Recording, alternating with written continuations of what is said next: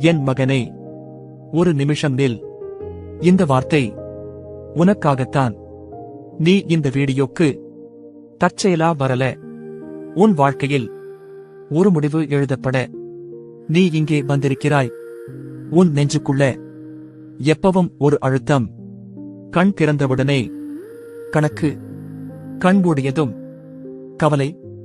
கடன் என்பது காகிதத்தில் எழுதின எண் மட்டும் இல்லை. அது உன் தூக்கத்தை கவர்ந்த ஒரு சங்கிலி. நீ சிரிச்சாலும் உன் உள்ளம் எண்ணிக்கிட்டே இருக்கு. இந்த மாதம் எப்படி? யாருக்கு முன்னாடி என்ன சொல்ல? இனி என்ன வழி? என் மகனே, நீ பல இடம் போயிட்டாய். பல பேர் முன்னாடி தாழ்ந்தாய். பல வார்த்தைகள் உன் மனசை வெட்டின. இன்னைக்கு அந்த வெட்டு நிறுத்தப்படுது. கவனமா கேள். நான் சொல்றேன், இன்னும் 7 நாட்கள்.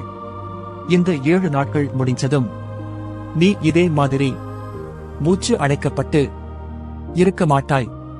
நான் சொல்றது ஒரே நாளில் எல்லாம் மறையும். நீ இல்லை. ஆனா நான் சொல்றேன், சுமை உடையும்.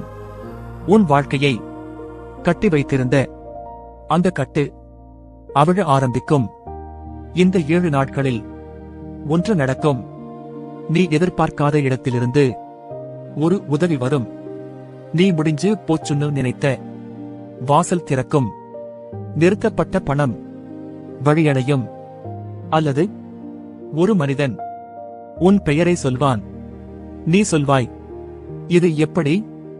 அதுதான் என் செயல்.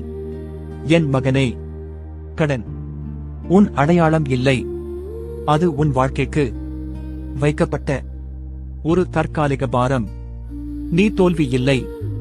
நீ சாபம் இல்லை. நீ மறக்கப்பட்டவன் இல்லை. நீ சிக்கலில் சிக்கிய ஒரு நல்லவன். அதனால்தான் நான் காலக்கெடு வைக்கிறேன். 7 நாட்கள். இந்த 7 நாட்களில் நீ ஒன்றும் புலம்பாதே. பயத்தை பேசாதே. மனசுக்குள்ள கூட உன்னை தாழ்த்திக் கொள்ளாதே. நீ பேசுற வார்த்தை உன் நாளையை உருவாக்கும்.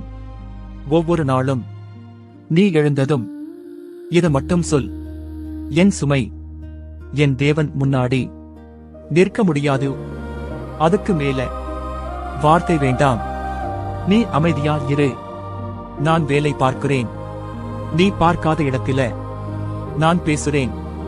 நீ கேட்காத நபரிடம் உன் பெயர் சொல்லப்படுகிறது. கடன் கொடுத்தவன் உன் தலை மேலில்லை. நான் இருக்கேன். அவன் குரல் உன் நாளையை தீர்மானிக்க முடியாது. கவனமா கேள். இந்த வார்த்தை நீ கேட்ட இந்த நிமிஷத்திலிருந்து 7 நாட்கள். நாள்களை எண்ணு. தேதியை குறி. ஆனா நம்பிக்கையோட எண்ணு. 7வது நாள் வரும் முன்னாடியே உன் கடன் தீர்வு வரப்போகுது.